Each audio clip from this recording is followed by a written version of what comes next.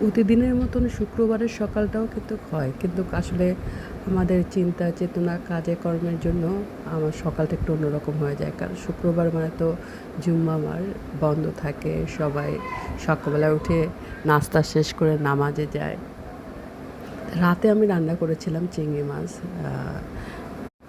চিংড়ি মাছটা রান্না করেছিলাম খুব হালকা মশলা দিয়ে।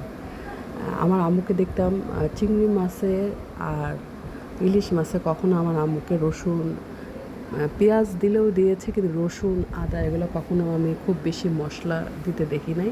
তা আমি যে চিংড়িটা রান্না করলাম এটা জিরার গুঁড়া দিলাম, একটু লবণ, হলুদ, মরিচের গুঁড়া, কাঁচামরিচ, পেঁয়াজ জাস্ট এইটুকু দিয়ে চিংড়িগুলো একটু হালকা ভেজে নিয়েছিলাম। এই রান্না করলাম চিংড়ি মাছগুলো, নামানোর আগে কাঁচামরিচ একটু দিলাম, জিরার ফাঁকি দিয়েছি। আর তেলাপিয়া মাছ আলু দিয়ে রান্না করলাম, আর রান্না করে রেখেছিলাম।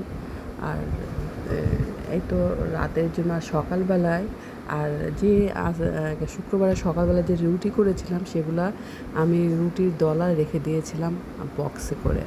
সকালবেলা সেই রুটি করেছিলাম, চা করেছি।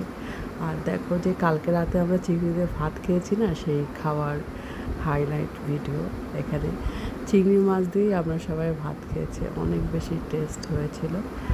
আর মরিচ, নাগা মরিচটা আমি নেই, কারণ কাঁচা মরিচের ঝালটা বেশ লাগছিল খাওয়ার সময়।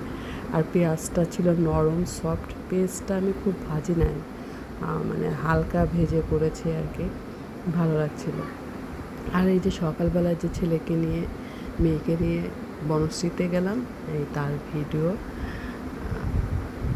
এইটাই ছিল আজকে আমার সারাদিনের অ্যাক্টিভিটি।